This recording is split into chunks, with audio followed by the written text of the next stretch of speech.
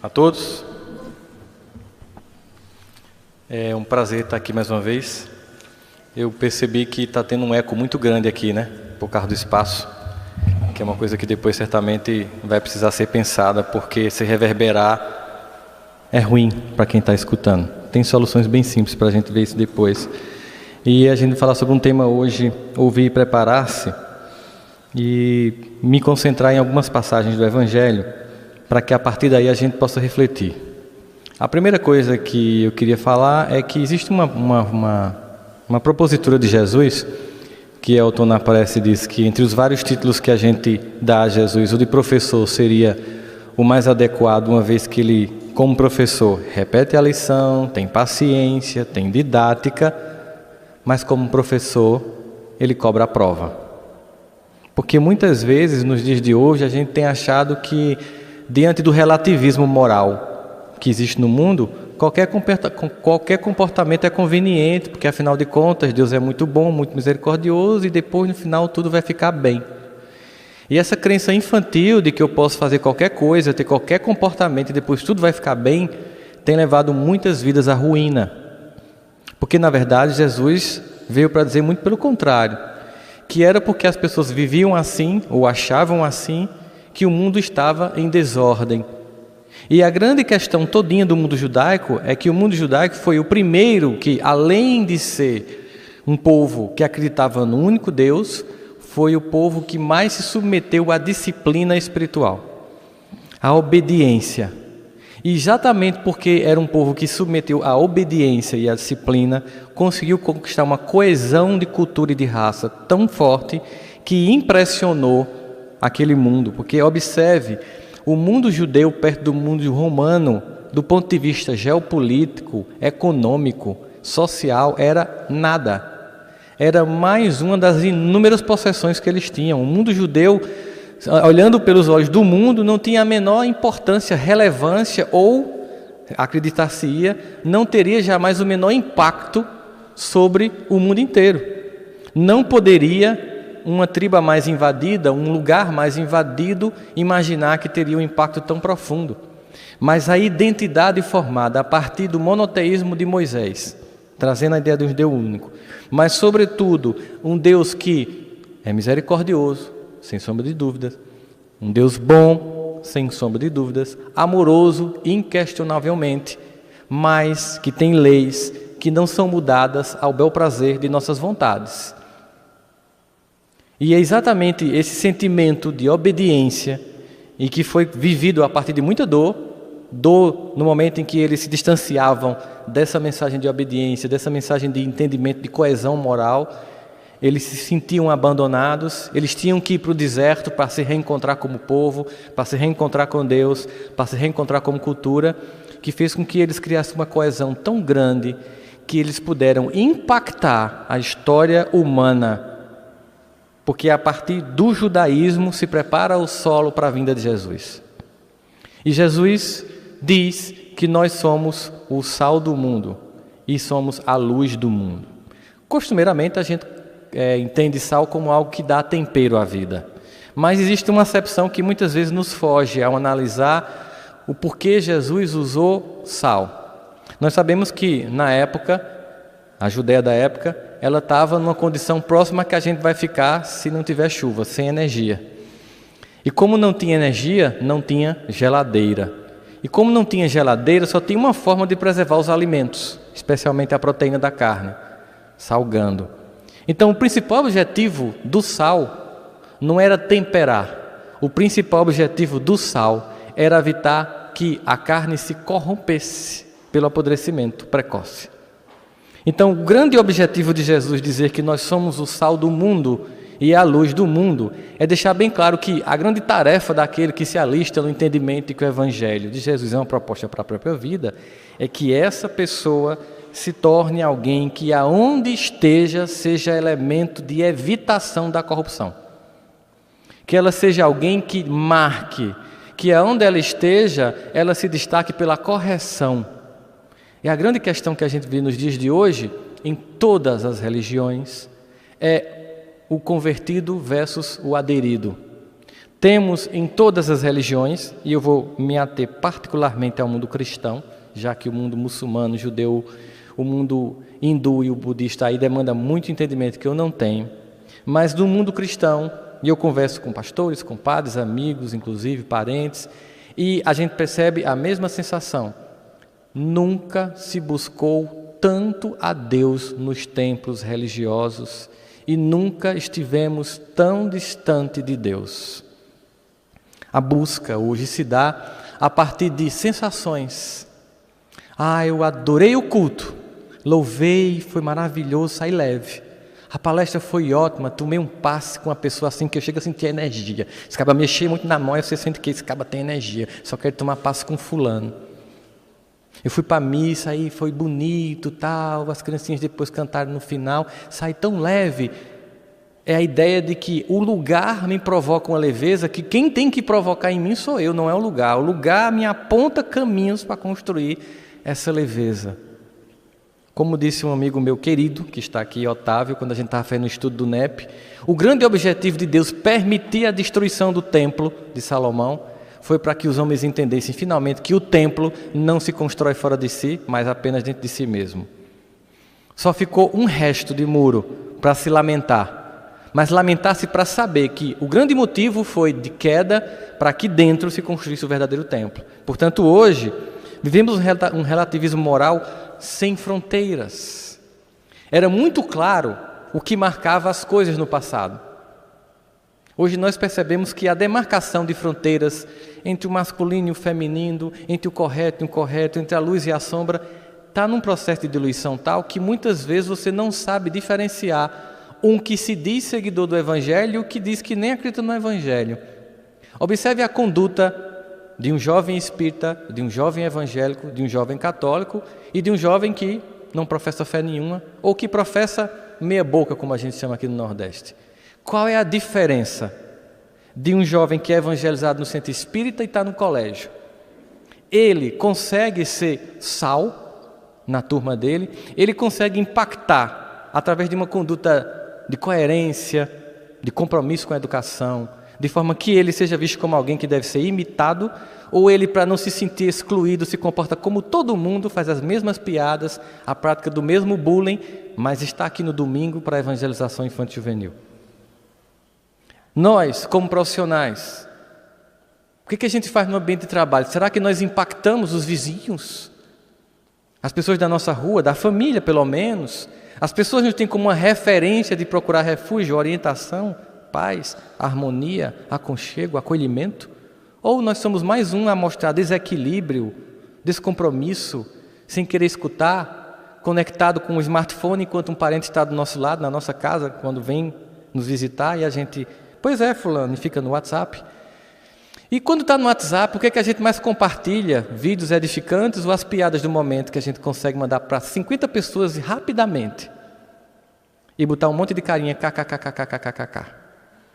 E a gente vai percebendo que os dos mais gestos mais significativos, aos mais simbólicos, aos mais simples, ao tecnológico, nós vivemos nos afastando constantemente daquilo que Deus propõe para a nossa vida. E quando tudo dá errado, a gente procura, num final de semana, em algum culto particular que a gente simpatize, ter paz. Seja na missa, seja no centro espírita, seja no culto.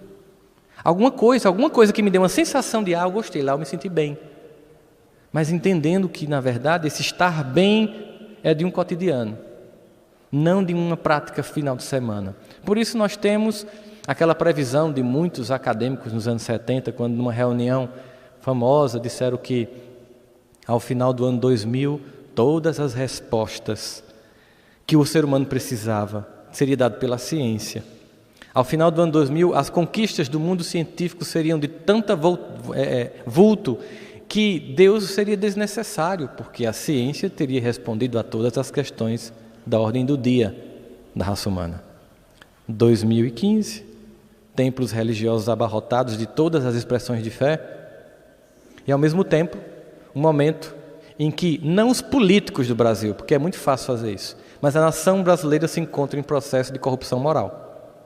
Tão fácil apontar, fazer panelaço e esquecer do meu compromisso pessoal diante da vida e do cotidiano da minha existência.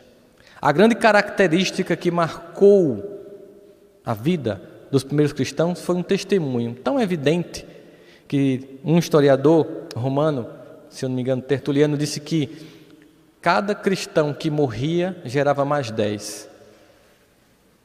Era um exemplo tão profundo que, ao invés de o combate mortal gerar fruto, muito pelo contrário, multiplicava. E isso impactou, porque os imperadores romanos perceberam que não adiantava matar e pararam de matar depois dessa escrita histórica do Tertuliano, que não adiantava, que era pior, que aí era que as pessoas aderiam, mas elas não aderiam só porque alguém foi lá e morreu, ou foi para uma cova de leões. Não, é porque as pessoas, elas entendiam de uma forma tão constrangedora a mensagem de Jesus, que não havia uma outra opção que não passar por um processo de conversão. A conversão é quando você pensa, a criatura velha que até hoje existia antes de conhecer essa história deste homem e a proposta dele para a minha vida, não cabe mais em mim. Claro, não vai ser hoje, amanhã ou depois de amanhã que essa velha criatura vai embora.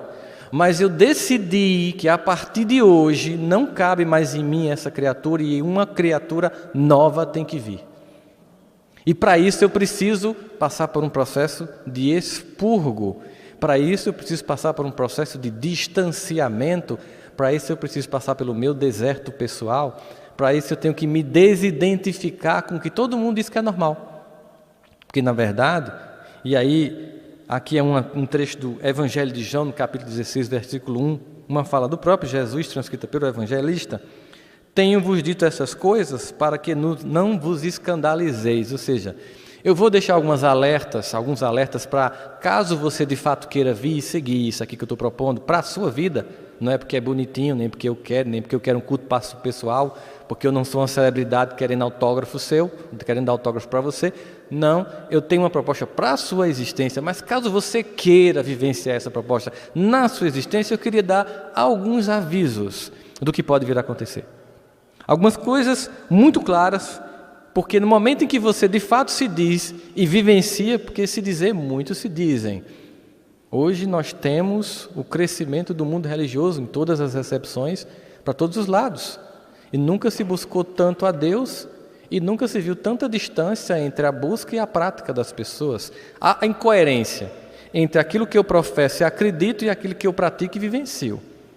E eu não estou falando nem do que a gente faz no oculto, em casa, sozinho na internet. Não vou chegar nem a esse nível. Eu falo do que a gente faz enquanto expressão de religiosidade do final de semana, chamando de irmãos, vindo para um estudo, baixando a cabeça na hora da prece. E o que a gente faz no cotidiano da vida? Quando a gente sai daqui e vai para a universidade, para a escola, para o trabalho, para o convívio familiar. O quanto tem de: oi, meu irmão, boa noite. E o quanto em casa, no trabalho, no estudo, são pessoas que se comportam como todas as outras, tão iguais àquelas que nunca nem ouviram falar de Jesus. Daquelas que acham que, ainda que eu falasse a língua dos homens e dos anjos, é uma música de Renato Russo. E não uma carta de Paulo. De tão superficial que é o conhecimento do Evangelho. E aí, esse comportamento igual a qualquer um quer ter um tratamento da espiritualidade diferente de todos os outros. Eu me comporto como todo mundo, mas quero ter um tratamento VIP. Eu quero que minha vida seja tranquila, serena e abençoada, e nada eu faço para que isso aconteça. É, na verdade, o que a gente identifica como uma preguiça normal. Eu conversava com um amigo meu, que é endocrinologista, e ele me contava uma história. Eles não são da coisa que mais me revolta hoje na minha profissão, é que as pessoas não chegam no consultório para emagrecer. Elas chegam no consultório para serem emagrecidas. Elas querem que eu as emagreça. Elas não querem seguir um roteiro para que elas emagreçam. Aí eu pensei, isso vale para tudo na vida hoje. É igual você chegar numa religião: eu quero sentir paz, me dê paz. Chegar num terapeuta: eu quero ser normal, me ajude, me torne normal. Até esse conceito nem existe, mas me torne mais zen. As pessoas querem que as coisas venham de fora para dentro.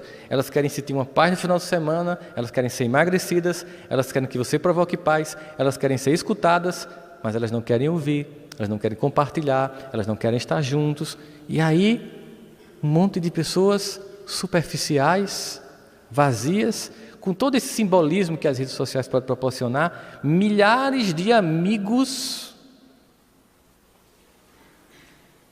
cuja a quantidade real de amigos de verdade é muito pequena, e uma universidade alemã teve um cuidado de fazer uma pesquisa mundial sobre, por exemplo, o Facebook, e detectou que 87% das pessoas que estão na sua rede de amigos têm ódio de você e lhe inveja. E tudo que você posta é motivo de desgosto, de angústia e de decepção por uma vida que você ostenta e que a pessoa não tem. Tem até um desses figurazinhas que a gente recebe, eu recebi uma que era assim: conta no Facebook, 5.000 amigos, dia do velório, a mãe, o pai e o irmão. A incoerência. Procuramos profundidade, mas vivemos numa relação com superficialidade. Procuramos paz que venham de fora, mas não queremos conquistar uma paz que vem de dentro. Queremos sentir a energia de um passe, mas não queremos dar essa energia para as pessoas através de ouvir, de acolher, de ajudar, de abrir um pouquinho mão do mundo egoísta. Queremos passar horas vendo minisséries e fazer um evangelho bem rápido no lar, porque afinal de contas é enjoado, tem hora que é incompreensível o texto.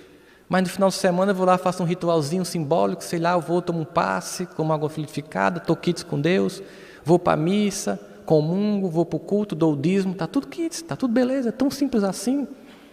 Aí Einstein tem uma frase que é antológica, que diz assim: a coisa mais estranha e mais estúpida no comportamento humano é as pessoas fazerem as mesmas coisas e esperarem resultados diferentes. Uma vida inteira tendo o mesmo comportamento, mas acreditando que em algum momento esse comportamento que sempre deu resultado X, por um acaso inexplicável, vai finalmente dar um resultado Y. Porque prefere que o mundo inteiro mude a mudar a si mesmo. E Jesus faz alguns alertas. Mas caso você queira mesmo, caso você queira salgar a terra, caso você queira ser um elemento que evita a corrupção dos valores, caso você queira de fato seguir, se prepare, porque vai ter alguns probleminhas. E Emmanuel, numa mensagem belíssima, aponta item a item alguns desses problemas que a gente sente como clássicos, padrões, arquetípicos da dificuldade enfrentada por quem de fato vai querer começar a construir uma vida pautada em valores, porque Jesus, e nosso querido irmão Haroldo Dutra muito bem diz, não é objeto de culto, é modelo de comportamento. Isso implica em muita coisa. É que eu vou pautar o meu comportamento no dele. Ah, mas isso é tão distante. Não, então tá. Pauta em quem? Em Nicki Minaj? Na última cantora de funk do momento do Rio de Janeiro? Pauta na proposta moral das músicas de forró dos dias de hoje? Deve ser mais leve, deve ser mais fácil, deve dar mais paz, deve dar mais tranquilidade, mais serenidade. Não, mas você não está pegando o contexto.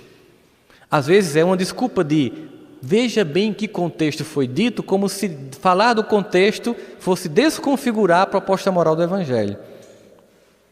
Muito pelo contrário. O que é correto foi ontem, é hoje e será amanhã. O que é moral foi ontem, hoje será amanhã. Como o que é indecente foi ontem, hoje e será amanhã. E aí ele diz que caso a gente queira realmente seguir, primeira coisa é que nós seremos perseguidos pelas forças da oposição moral que existe no mundo. Jesus muito claramente percebia uma dominância das sombras na terra e disse claramente: o mundo jaz no maligno, ou seja, aqui a preponderância do mal. Por enquanto, aqui o reino é das trevas. Portanto, se você quiser, você vai fazer uma oposição a tudo isso. Primeira questão.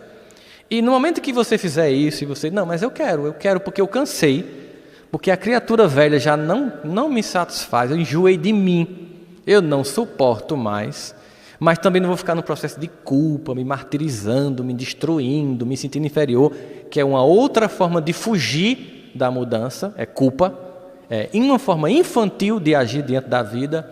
Constatou que está errado, foco na mudança e não na culpa. Eu sou incompetente, olha que escolhas que eu fiz. Não, quais escolhas eu tenho que fazer a partir de agora para que o resultado depois seja diferente desse de hoje que eu não estou gostando.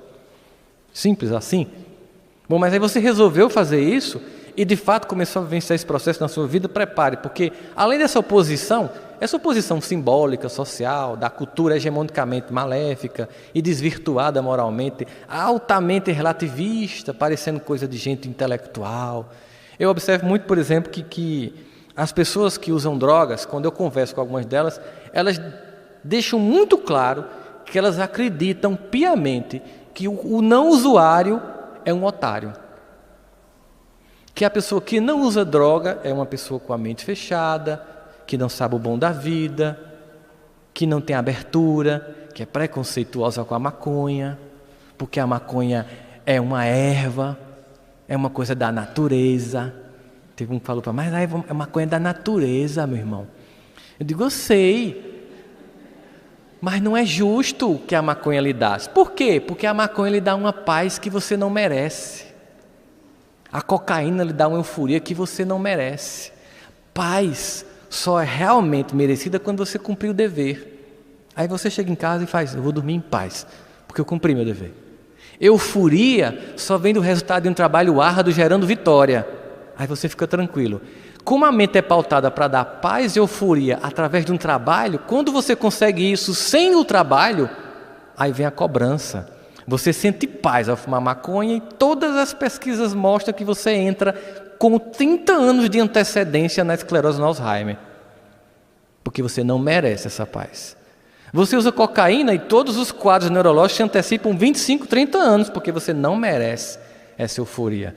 A euforia é da vitória de um trabalho conquistado. A paz é também de um trabalho realizado. Portanto, ter paz e euforia, quimicamente, seja através de uma erva, ou da cocaína, ou de qualquer outro tipo de droga, é injusto. E porque é injusto, não dá resultado bom. Mas não, você é otário, você é fechado. Experimente para ver, meu irmão. Eu sei que tu não fuma, chegou para mim, eu sei que tu não fuma, mas dá para botar no bolo, velho. Tu faz um bolo, picota o negócio, aí tu vai sentir um negócio assim, ó, que tu nunca mais vai. Eu digo, eu não duvido não. O problema é que não rola. Então o argumento é esse, é um relativismo moral. Então no momento em que eu começo a querer transformar a minha conduta e entender por que o judaísmo, e com a vinda de Jesus, impactou a cultura humana do mundo ocidental, porque havia coesão e obediência e disciplina, e uma pequena tribo depois dominou o grande império que chegou lá num dia e destruiu o templo. E se disseminou. Apesar das corrupções, das transformações, até hoje, o eco da atitude daqueles primeiros homens e mulheres que viviam sob uma disciplina na relação com Deus, chegou às nossas vidas até hoje. Ecoando aqui, nos convidando à volta daquilo que é essencial. Então, quando eu sinto essa oposição exterior, esse discurso não, de que tudo é normal, de que tudo é permitido, aí depois eu vou sentir a outra oposição, acho que até às vezes mais difícil, a oposição familiar. É quando as pessoas passam a dizer, você está metido a santo, você está pensando que você é quem? Deixa de ir para esses cantos, isso dá azar. Já ouviram falar, espiritismo dá azar, isso dá azar. Diz você vem bater bumbo. É outra coisa que a gente escuta, né? Olhe, isso não é bom não, isso não é cor de Deus. E todas aquelas coisas que a gente escuta, independente de vir por espiritismo, quando você resolve vivenciar concretamente a proposta do Evangelho. Aí vem a oposição familiar. Porque aí todo mundo na sua casa se reúne através de um elemento de coesão social hoje da família, o álcool. O maior elemento de coesão social das famílias hoje é o álcool. As pessoas não se reúnem para se ver. A maioria das pessoas se reúnem para beber. Todas as festas, até as santas, como Natal, é regada pelo álcool. E todas as tragédias, das mais simples, como dizer algo que machuca alguém, até um acidente que provoca a morte de alguém, tem por trás o uso do álcool. Mas vai dizer que beber é uma coisa feia, tu é muito careta, velho. Até Jesus, no casamento, transformou água em vinho. Porque quando eu quero, eu distorço para atender minha necessidade de contexto. Aí sim eu estou distorcendo. Jesus manteve uma festa, não saiu de porre com os evangelhos, com os apóstolos. E aí, meu irmão, vamos começar a tarefa, esse é o primeiro. Não foi isso. Não tem descrição no evangelho, Jesus saiu e passou mal no bafômetro. Não teve isso. Mas a gente quer. Então vem uma posição familiar. A posição familiar é complicada porque significa dizer que, às vezes, eu vou começar a ver que começa a ficar incompatível. E eu vou ter que criar uma nova família para mim. Eu não vou abandonar minha família, eu não vou ser ingrato aos meus pais, aos meus irmãos, eu não vou deixar de conviver com as pessoas que eu amo, mas eu não vou compactuar com a conduta. Diferente. Continuo indo, mas não compactuo. Mas vou ficar só. Família consanguínea, família espiritual. No momento em que a gente entende isso, a gente entende... Quando eu realizo algum tipo de mudança na minha personalidade, na minha forma de ver o mundo, eu passo a sintonizar uma nova forma de viver e, conforme Paulo, na carta aos Coríntios, que não é de Renato Russo, ainda que eu falasse a língua dos homens e dos anjos, vai dizer, quando eu era criança, me vestia como criança, agia como criança, mas agora que sou adulto, nada disso mais me convém. Ou seja, antes de conhecer essa mensagem de Jesus, eu me comportava como qualquer uma pessoa espiritualmente infantil, mas agora eu não tenho desculpa. Eu não posso. Não é compatível e não é coerente com o que eu estou buscando. Então eu vou construir a família espiritual. Amigos. Podem muitos ser parentes também. Amigos que vivenciam e veem o mundo como eu estou vendo. Porque eu preciso dessas pessoas ao meu redor para reforçar em mim a ideia de que sim, eu estou indo para um caminho e que estou vendo que você está indo também. Vamos nos juntar para reforçar. Esse é o verdadeiro conceito de igreja. Não é o templo, onde cada um coloca um símbolo e diz que o meu é melhor e você não presta porque você não tem um símbolo, segue rituais igual ao meu. Igreja, a construção de uma egrégora psicológica de pessoas que compartilham de um mesmo ideal pautado no Evangelho. Igreja. E às vezes começa um conflito dentro da própria família. Depois, no momento que a gente de fato quiser vivenciar isso, a gente pode até mesmo dentro de nossa própria instituição religiosa ser motivo de expulsão, porque a gente vai vivenciar de fato um evangelho que a maioria vive de forma hipócrita. E vai gerar um inconveniente, porque você não aceita mais os discursos que não se concretizam em práticas. Pessoas que são capazes de fazer uma caridade material, de atender famílias, cantar em hospitais, mas não acolhem um membro da própria comunidade que sofre. Excluem, abandonam, esquecem. Não acolhem, não tentam restaurar, não visitam, não se perguntam como está, não buscam. Porque afinal, atender pessoas carentes é aquela coisa pontual no final de semana. Atender pessoas que fazem parte desta família ou de qualquer uma outra implica em dar mais. Nem todo mundo quer. Porque, afinal de contas, queremos relações superficiais. De fato, que se você quiser vivenciar um evangelho vivo dentro da sua vida, dentro da sua própria comunidade, também você vai ser motivo de exclusão. Depois, vai vir um outro tipo de deboche. É o deboche dos que não acreditam em Deus. Hoje existe um verdadeiro culto à não crença. Existem ícones. Eu vivenciei uma experiência curiosa. Eu estava passando no viaduto do Chá em São Paulo e tinha um pastor evangélico com uma caixinha de som como se fosse um cinturão. Subiu em cima do negocinho, porque ele era baixinho, e começou a pregar o evangelho. Aí do lado tinha um jovem que estava com o mesmo equipamento dele, de terno e gravata, com um livro na mão, e começou a falar. Eu disse, que coisa engraçada, eu quero ver o que ele tem para dizer. Ele é de outra igreja? Aí aqui é um país lá, que por isso eu estou querendo dizer que o que ele está dizendo é mentira, Deus não existe, é uma invenção dos homens. E começou, aí eu disse, que coisa curiosa. Eu acho fantástico, realmente a liberdade de expressão deve ser mantida. Mas existe um culto hoje aos que pregam que Deus não existe. E quando a gente vai ler uma obra como Deus não existe, ou Deus um delírio, ou os argumentos que eu vi em algumas palestras, no estilo TED, de algumas dessas celebridades do mundo do ateísmo, eles lançam argumentos bem convincentes. Mas o mais constrangedor dos argumentos que eles lançam é assim: E eu vi um deles dizendo: eu não acredito em Deus, porque em nome de Deus, até hoje a história mostra, eu só vi morte. Eu vou matar você, porque o homenzinho que mora lá em cima, que eu acredito, é melhor do que o homenzinho que mora lá embaixo, que você pensa que existe. E budistas matam hinduístas, judeus e muçulmanos se matam, cristãos dentro de si se matam. Então o que a gente vê é que a fé é motivo de ódio, de decepção e de morte. É uma visão reduzida, reducionista e enviesada da fé. Porque a maioria, na verdade, busca sinceramente, mesmo que não esteja vivendo sinceramente, ao menos busca sinceramente. É uma minoria que equivocadamente mata em nome de Deus. Graças a Deus. É só pensar no mundo muçulmano. 97% é sunita, graças a Deus. 3% é xiita.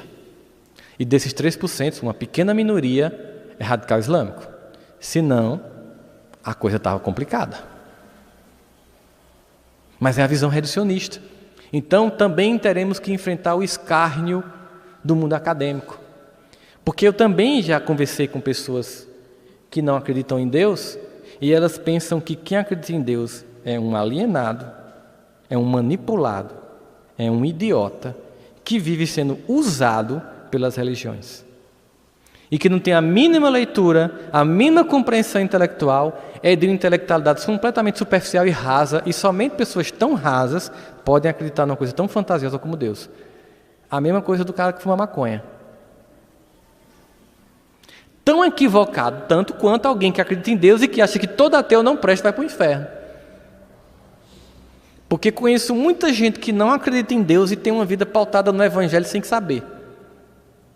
Como conheço muita gente que acredita em Deus e tem uma vida pautada no Evangelho que ela criou, sabendo. E aí todos esses estereótipos perdem todo o sentido, porque ao final de contas a proposta de Jesus não era formalista, simbólica, era de prática clara. Depois, nós também teremos que ver o tempo inteiro, daquela época até hoje, e conviver com a dificuldade de estar num mundo em que cresce frondosamente mais o joio do que o trigo. Constrangedor.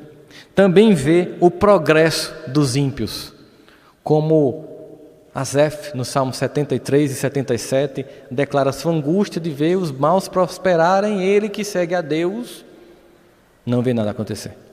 Porque a prosperidade dos maus ou dos ímpios é prosperidade segundo o mundo material. Sucesso profissional, dinheiro. Fulano mora numa casona, fulano tem uma vida boa. Prosperidade na concepção de Deus é de uma outra ordem, porque não é algo que só se dá aqui. Porque aquela casona, aquele carrão, você não leva depois. Mas Jesus propõe que a gente construa um tipo de prosperidade que ela é duradoura, que ela não se corrompe com a traça, com a ferrugem, para que ela seja também como o sal, que mantém incorruptível. Essa é a proposta.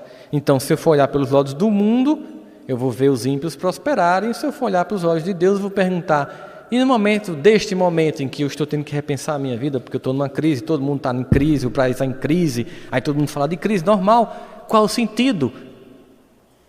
Veja, o que eu tenho ganhado? Eu posso ser mais fraterno, mais amigo, eu posso conviver mais com as pessoas, eu posso repensar minhas atitudes, e ao final de um processo desse eu saio tão rico de coisas que não são coisas, mas de valores que, enquanto eu estava embebecido com a conquista das coisas, eu não tive tempo de conquistar. Por isso, às vezes, a crise é tão importante, porque ela me obriga a lançar olhos sobre aquilo que é essencial. É uma outra forma. Temos ainda que experimentar, por isso mesmo, a incompreensão da maioria das pessoas. É difícil entender. Afinal de contas, uma pessoa que realmente quer pautar a vida com valores, num mundo de relativismo, é considerada ou arcaica, ou alienada, ou metida a santa, tudo.